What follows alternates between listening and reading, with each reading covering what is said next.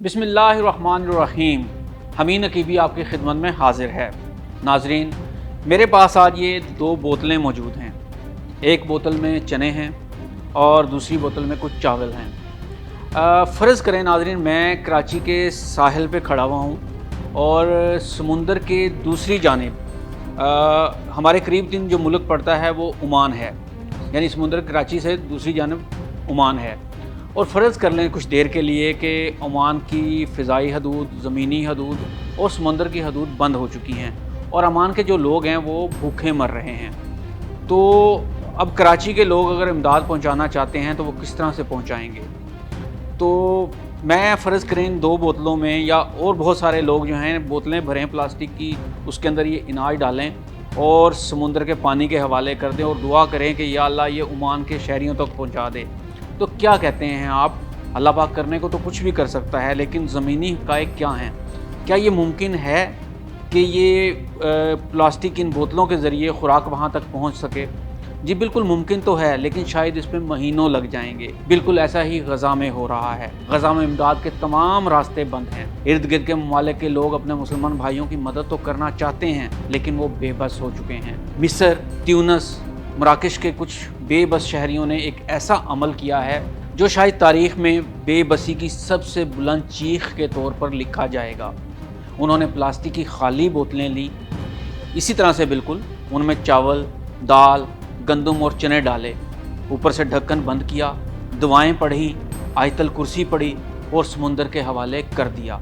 बस यही दुआ करते रहे, या अल्लाह हम कुछ नहीं कर सकते, हमारे हाथ बंधे हुए हैं, ऐ रब तू खुद इन बोतलों को गज़ा के समुंदर तक पहुंचा दे।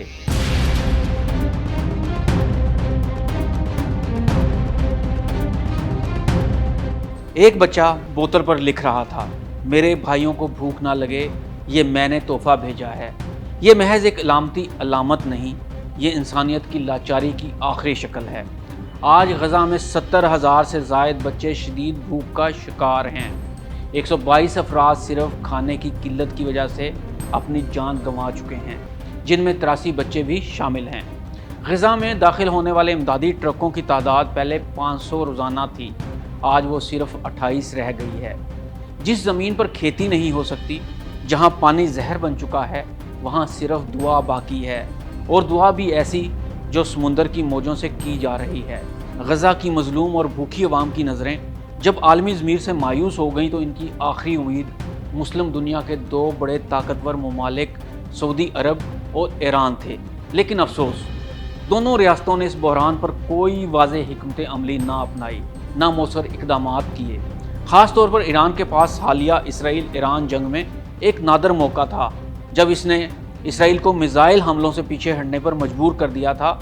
दुनिया ये तवक्का कर रही थी कि ईरान जंग बंदी के बदले गज़ा पर बमबारी की बंदिश या इमदादी राहदारियों की बहाली की शर्त रखेगा, मगर ऐसा कुछ ना हुआ। सवाल ये है, अगर गज़ा का एजेंडा इस जंग में शामिल नहीं था तो फिर ईरान को ये जंग ही नहीं लड़नी चाहिए थी। इस पूरे बहरान में ईरान हो या सऊदी अरब, दोनों ने मजलूमों की बजाय सियासी बयानियों को तरजीह दी। आज जब गज़ा के शहरी समुंदर से अनाज की बोतलें पकड़ने की दुआ कर रहे हैं तो मुस्लिम दुनिया की सबसे बड़ी ताकतें महज बयानात और सफारती खामोशी के पीछे छुपी हुई हैं। ऐसे में सोचिए, जब हम रोज़ चाय के साथ बिस्किट खाते हैं, जब हम सालन चख कर कहते हैं नमक ज़्यादा है, तब गज़ा में एक बच्चा ज़मीन से मिट्टी चाट कर कहता है ये शायद आटा हो। ये इंसानियत की कैसी तौहीन है, कैसी बेहिसी है कि वो लोग जो मदद करना चाहते हैं वो सिर्फ़ इन बोतलों का सहारा लेकर समुंदर से कह रहे हैं तुम पहुंचा दो ये रोटी, शायद कोई बच जाए।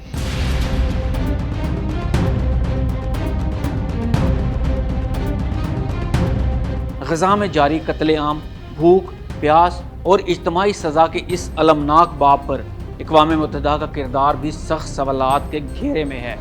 जिस इदारे का बुनियादी मकसद ही आलमी इंसानी हकूक़ का तहफ़्फ़ुज़ है, वो आज बमबारी के दौरान खामोश, भूख के सामने बेबस और नस्ल कुशी पर आंखें बंद किए बैठा हुआ है। UN सेक्रेटरी जनरल की रस्मी तशवीश और नाकारा करारदादें गज़ा के बच्चों के खाली पेट नहीं भर सकती, ना ही माओं की चीखें बंद कर सकती हैं। अक़वाम मुत्तहिदा ने आज तक इसराइल पर कोई ठोस पाबंदी आयद नहीं की, ना ही इमदादी राहदारियों को खिलवाने के लिए कोई अमली दबाव डाला है। ایسے میں یہ سوال کرنا حق بجانب ہے کہ آیا یہ ادارہ اب صرف طاقتور اقوام کے مفادات کا محافظ بن چکا ہے؟ جب غزہ کے مظلوم اقوام متحدہ کے پرچم تلے دفن ہو رہے ہوں تو انسانیت خود اپنی قبر کھود رہی ہوتی ہے۔ یاد رکھو، غزہ کا بھوکا بچہ تمہیں قیامت کے دن دیکھے گا اور پوچھے گا، جب میں مر رہا تھا تم کیا کر رہے تھے؟ کیا تمہارے ہاتھ بھی بندھے ہوئے تھے یا تم دل سے بے نیاز ہو چکے تھے؟ اگر تم کچھ نہیں کر سکتے تو کم از کم آواز تو بلند کرو، اپنی حکومتوں کو لکھو، دنیا کو جگاؤ، کم از کم آنسو بہاؤ، دل کے دروازے تو کھولو۔ اور ہاں، اگلی بار جب تم پانی کی بوتل ہاتھ میں پکڑو تو سوچنا کہ کوئی بوتل آج بھی غزہ کی طرف روانہ ہے۔ بھوکے بچوں کے لیے اللہ کی رحمت کے بھروسے کبھی کبھی پلاسٹک کی بوتل دنیا کی سب سے مضبوط ہتھیار سے زیادہ طاقتور ہو جاتی ہے، کیونکہ وہ آنسو، دعا اور انسانیت سے بھری ہوتی ہے۔ حمید نقیبی کو اجازت دیجیے۔ اللہ حافظ۔